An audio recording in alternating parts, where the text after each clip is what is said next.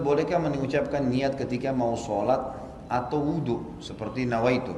Ini sudah pernah saya jelaskan teman-teman sekalian. Kalau kita kembali kepada hadis Nabi SAW, maka belum pernah ada pengucapan lafadz. Tidak pernah ada satupun hadis Nabi SAW yang berbunyi nawaitu shoma ghadin, usolli fardhu salatid duhur, nawaitul wudhu. Ini tidak pernah ada lafadz hadisnya.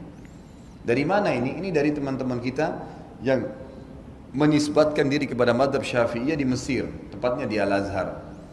Disusunlah, mereka mengatakan niat itu harus ya supaya orang itu tidak lupa dan jelas dia ucapkan dengan lisannya. Lalu disusunlah niat-niat itu. Kalau mau sholat, sholli fardhu salatid duhur, nawaitu shoma ghadin untuk puasa, nawaitul wudu'a dan seterusnya. Ini semua disusun.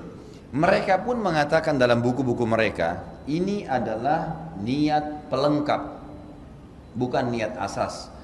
Niat asas dalam hati. Kalau ada seseorang mengucapkan dengan lisannya nawaitu shoma ghadin usolli fardhu salatid duhur, tapi hatinya enggak niat sholat, enggak diterima. Tapi kalau ada orang niat dalam hatinya memang mau sholat duhur dan dia lupa ucapkan usolli fardhu salatid duhur, diterima sholatnya karena asas niat adalah hati. Ini pendapat yang menisbatkan diri kepada Syafi'iyah, adanya niat dengan lisan tapi itu pelengkap, bukan itu asas. Bukan itu asas gitu kan. Kalau jumhur ulama, Imam Ahmad, Imam Malik, Imam Abu Hanifah mengatakan tidak ada niat kecuali dalam hati. Seperti contoh, Bapak Ibu tadi mau sholat isya, begitu iqamah kita berdiri di shaf. Bukankah dalam hati kita sudah niat mau sholat isya? Kan tidak mungkin sholat maghrib, nggak mungkin sholat subuh, nggak mungkin.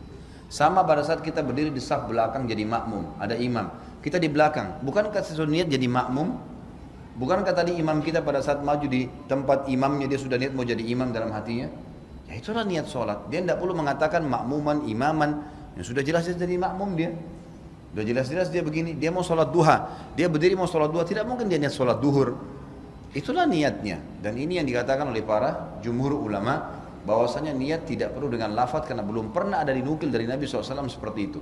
Satu-satunya yang disebutkan dan didengarkan oleh para sahabat itu adalah waktu Nabi SAW menyebutkan niat haji dan umrohnya. Itu pun ada sebagian ulama yang mengatakan itu bukan niatnya, itu termasuk dalam talbiyahnya. Dia bilang mengatakan labbaik Allahumma umratan. Ya Allah aku niat aku menjawab panggilan umrahmu. Labbaik Allahumma hajjan, ya Allah saya jawab panggilan hajimu, gitu kan. Jadi Allahu alam, yang saya melihat pribadi, saya melihat dari apa yang telah dituliskan para ulama ini, kita kembali kepada jumhur ulama yang mengatakan tidak ada lafadz niat karena dalam pemahaman pun ini bukan dari Imam Syafi'i ya, dari pengikut Imam Syafi'i yang datang setelahnya ya. Karena Al-Azhar ini ada jauh setelah Imam Syafi'i, jauh. Imam Syafi'i tahun berapa? Tahun 204 meninggal dunia gitu kan. Sementara Al-Azhar ini ada tahun berapa gitu ya. Jadi sudah jauh. Makanya datang pengikut-pengikut yang menisbatkan diri lalu kemudian memasukkan dalam sebuah madhab. Allahu alam.